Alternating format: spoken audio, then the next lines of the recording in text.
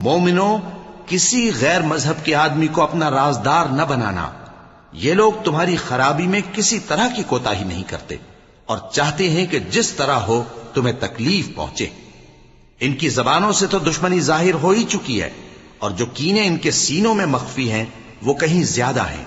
اگر تم عقل رکھتے ہو تو ہم نے تم کو اپنی آیتیں کھول کھول کر سنا دی ہیں۔ دیکھو، تم ایسے صاف دل لوگ ہو کہ ان لوگوں سے دوستی رکھتے ہو، حالانکہ یہ تم سے دوستی نہیں رکھتے، اور تم سب کتابوں پر ایمان رکھتے ہو اور یہ تمہاری کتاب کو نہیں مانتے، اور جب تم سے ملتے ہیں تو کہتے ہیں ہم ایمان لے آئے ہیں، اور جب تنہا ہوتے ہیں تو تم پر غصے کے سبب انگلیاں کاٹ کاٹ کھاتی ہیں۔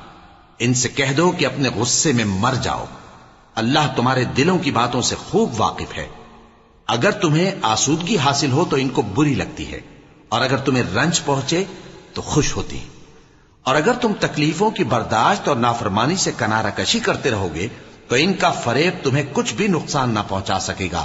یہ جو کچھ کرتے ہیں اللہ اس کا احاطہ کیے ہوئے ہے۔